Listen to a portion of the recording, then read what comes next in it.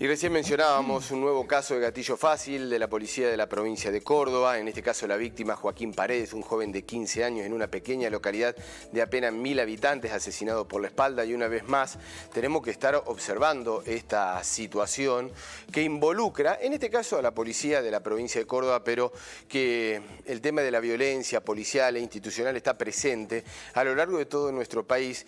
Y uno puede observar, lamentablemente, en épocas de pandemia también, con un crecimiento, pero lo vamos a estar analizando, conversando con Ismael Jalil, integrante de la CORREPI, la Coordinadora contra la Represión Policial e Institucional. ¿Cómo le va, Ismael? Muchas gracias por atendernos. Hola, ¿cómo les va? Gracias a ustedes por llamar. No, por favor.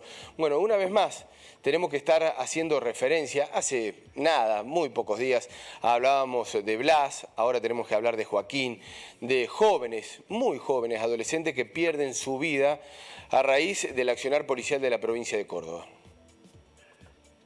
Esto se da en un contexto, Mariano, que excede a la provincia de Córdoba, que creo que tiene que ver ya con una situación excepcional que se ha vivido en todo el país a partir del tema de la pandemia.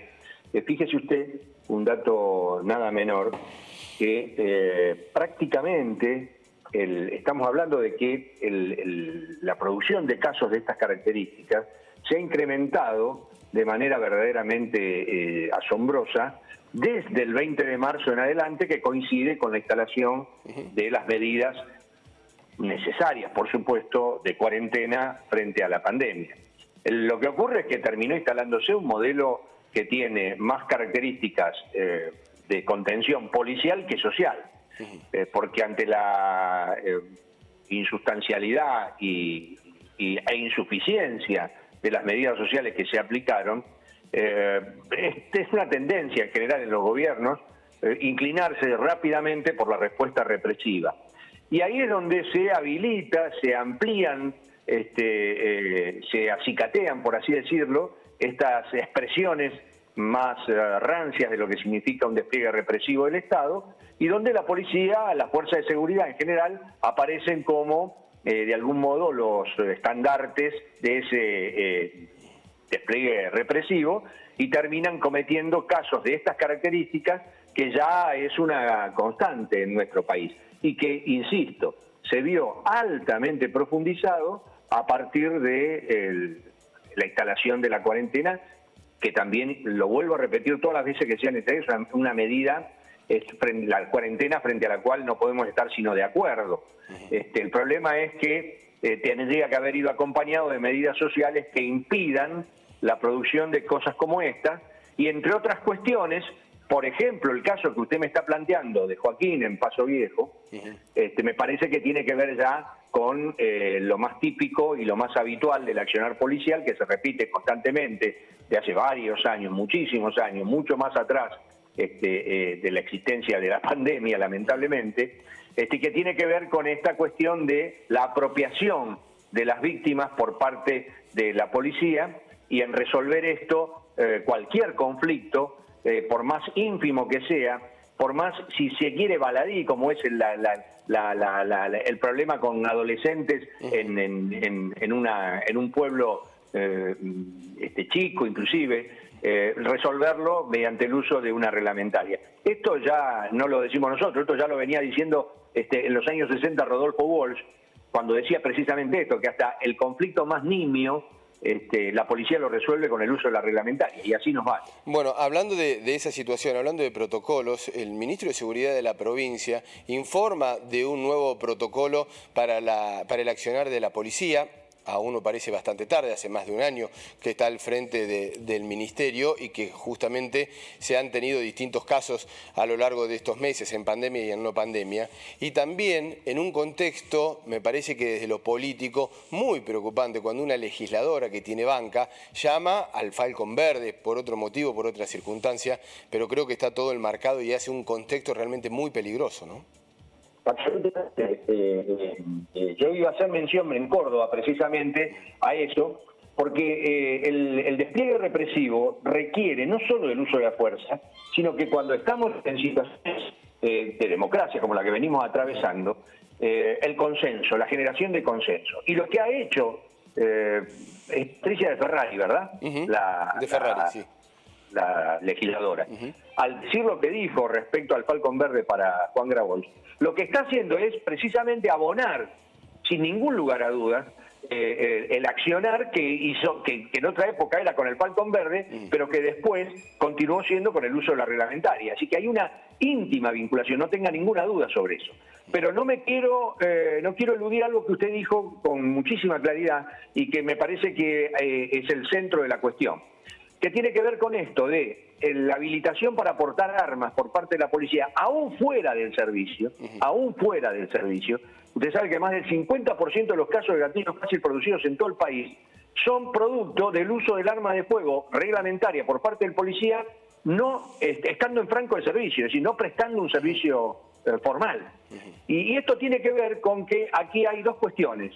Una, ante la posibilidad de dotar al personal de armamento para usarlo fuera del servicio o no hacerlo, es el Estado el responsable de haber dicho puede portarla. ¿Qué dicen los policías? Nosotros lo vemos a diario en los juicios. Los policías aducen que ellos no pueden dejar el arma en su lugar de trabajo porque es absoluta responsabilidad personal de ellos si pasa algo con el arma. Y puestos algunos, por preguntas que yo mismo les he hecho, hola, ¿ustedes me ven? ¿Me escuchan? Sí, perfectamente. Bien. A preguntas que yo le he hecho en el juicio, me han contestado por temor a que se la roben dentro de la misma comisaría. Es decir, entonces no tienen locker, no tienen lugares donde dejarla. Esto es lo que ellos aducen, esto es lo que ellos cuentan. Entonces, ¿el Estado qué hace? Lo resuelve diciendo, bueno, pórtela. Y en ese pórtela ocurre lo que ocurre, por ejemplo, arriba de un colectivo, como ocurrió en Buenos Aires hace 15 días atrás, con el tremendo suceso de un tiroteo arriba de un colectivo, donde incluso fallece un policía y fallece un trabajador del recolector de residuos.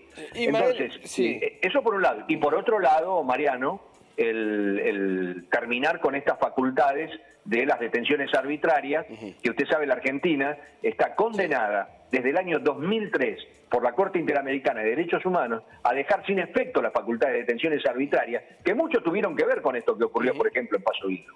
Y, sin embargo, no se han implementado las medidas para decir que se disminuye o se quita esa facultad policial para que disminuyan muchos de estos casos, porque, por ejemplo, la mayor parte de los casos de muertes o especies de planteados como suicidios, que siempre son misteriosos y curiosos, en los lugares de detención en comisaría, por ejemplo, se producen a partir de detenciones de estas características. Entonces, son dos situaciones totalmente previsibles que se debieron haber manejado antes y que llegan ahora después del lamentable suceso y de la muerte de un chico de 14 años como el que debemos todos estar lamentando ahora en Paso Viejo, ¿no? Y una reflexión, Ismael, estas actitudes, porque mucho se pide mano dura, mucho se pide los derechos humanos solo para los delincuentes, pero esto no va de la mano y no se corresponde con un mayor servicio de baja del delito, ni mayor detención. Esto es absolutamente inversamente proporcional. El delito sigue existiendo,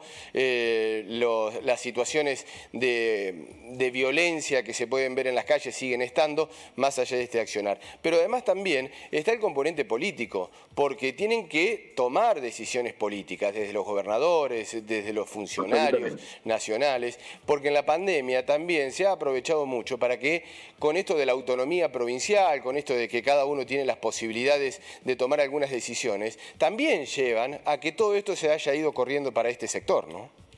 Absolutamente de acuerdo. Le pongo como ejemplo no solo lo que está ocurriendo en Córdoba y este caso y el caso de Blas, que recién usted mencionaba, con mucha precisión. Le pongo, por ejemplo, el caso emblemático de lo que significó Luis Armando Espinosa en Tucumán. En Tucumán, claro. Que con la misma excusa de que estamos en pandemia y te quiero cuidar, en realidad te termino matando. Primero te secuestro, después te mato y finalmente te desaparezco. Es decir, un crimen con tres connotaciones verdaderamente repugnantes, pero que fueron una constante, porque fíjese una cosa, en paralelo nosotros estamos aquí sufriendo el tema de la desaparición forzada de Facundo Castro, que ahora, como en su momento quisieron hacernos creer de que Santiago Maldonado en realidad se murió ahogado, Ahora también pareciera ser que quieren instalar la idea de que Facundo Castro se muere ahogado en un lugar donde la marea no tiene más de 50 centímetros de agua.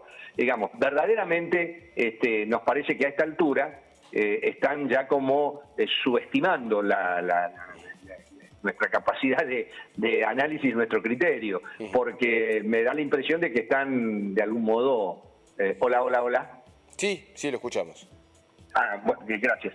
De algún modo están subestimando esa capacidad nuestra de análisis y están subestimando a la población en general. No puede ser que en la Argentina los chicos desaparezcan y al poco tiempo el resultado sea desaparezcan con la intervención policial.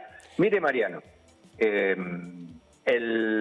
estamos hablando de que aproximadamente hay en el país personas desaparecidas de todas características, porque se fueron de su casa, por lo que fuere, más de 6.000 en lo que va de la democracia.